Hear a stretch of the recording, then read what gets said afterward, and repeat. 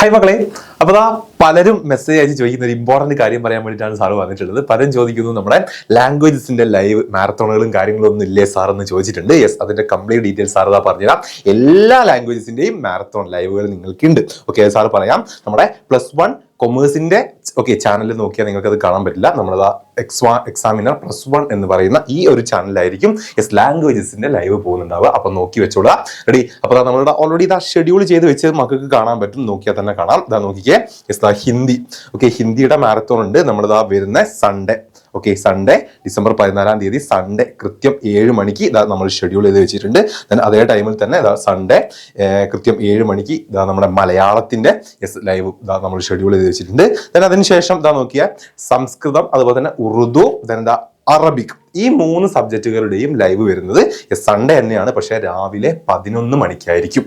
Okay, ready? Yes, അതൊന്ന് മനസ്സിലാക്കി വെക്കുക, ഓർത്ത് വെക്കുക. ടൈം എന്ന് പറയുന്നത് നമ്മുടെ ഹിന്ദിയും മലയാളവും ഞായറാഴ്ച ഡിസംബർ 14-ാം തീയതി ഞായറാഴ്ച കൃത്യം 7 മണിക്കായിരിക്കും നമ്മുടെ +1 എക്സാമിനർ എന്ന് പറയുന്ന ചാനലിലായിരിക്കും ഉണ്ടാവുക. കൊമേഴ്സ് ചാനൽ ഉണ്ടാവില്ല. Okay, ready? അതേപോലെ നമ്മുടെ സംസ്കൃതം, ഉറുദു, അറബിക്, ഇത് 3ഉം ഉണ്ടാവുന്നത് സൺഡേ തന്നെയാണ്. പക്ഷെ രാവിലെ 11 മണിക്കാണ് എന്നുള്ളത് മക്കൾ ഓർത്ത് വെക്കുക. ഓക്കെ അല്ലേ?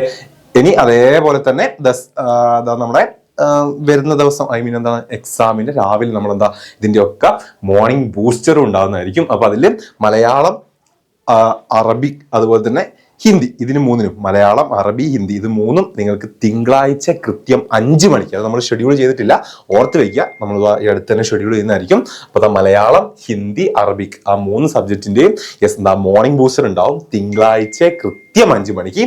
ദെൻ ഇംഗ്ലീഷിന്റെ മോർണിംഗ് ബൂസ്റ്റർ ഉണ്ടാവും ചൊവ്വാഴ്ച കൃത്യം 6 മണിക്ക്. ഓക്കെ, യെസ്, അതൊന്ന് മക്കൾ ഓർത്ത് വെക്കുക. യെസ്, പിന്നെ